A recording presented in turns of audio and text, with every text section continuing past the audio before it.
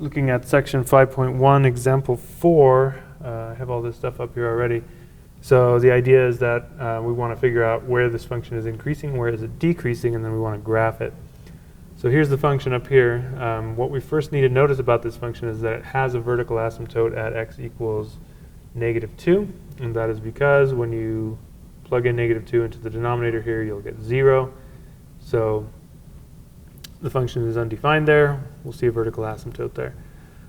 Whenever we're trying to figure out intervals of increase, decrease, we want to find the critical numbers. So remember, there's two kinds of critical numbers that both of them require that we find the derivative. So that's what we'll first do. Derivative using the quotient rule. Remember, the quotient rule says the memory aid that you might want to use for that is low d high minus high d low. So low function, that's this one. D high, the derivative of the top function, is a -2, minus high, the top function, d low, the derivative of the bottom function, is just 1. Divide that by the bottom function squared, and then we simplify this, distribute that -2, get -4, or minus 2x minus 4. Distribute the negative here, or just multiply the negatives, and we get a plus 2x. So then at that point, notice that the 2x's will cancel each other out. So we're only left with this, -4 over x plus 2 squared. Okay, now technically what we need to do at this point is make the table of values to figure out where those where the function would be increasing or decreasing, but first we find the critical numbers. The critical numbers, remember that we find them by setting the numerator to 0, but the numerator is -4. If we set that equal to 0, we'll find that there are no real solutions to that, right? -4 is never equal to 0. So that means there's no critical numbers of that type. The other kind of critical number you find by setting the denominator to 0, but again, if we do that, what we'll find is x equals -2, but x equals -2 was a vertical asymptote. So that means there can't be a critical number at the same time that there's a vertical asymptote. So what does that tell us? No critical numbers at all. There's none. So what does that tell us?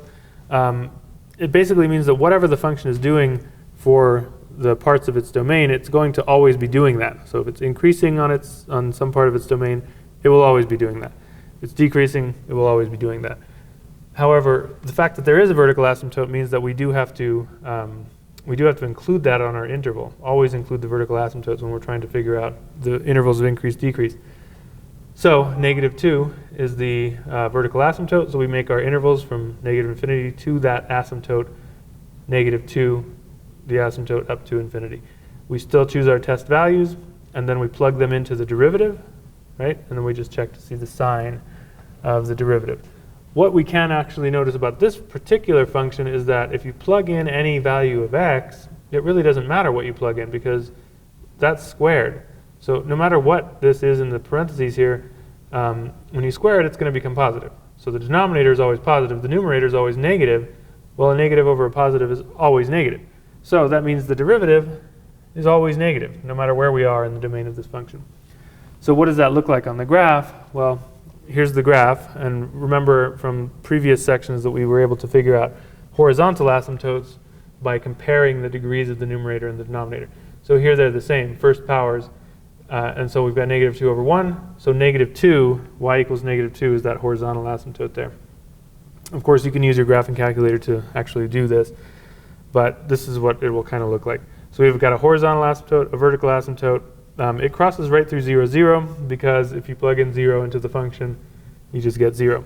So on one side, it's doing this. Notice that it's decreasing. On the other side, notice that it's also decreasing.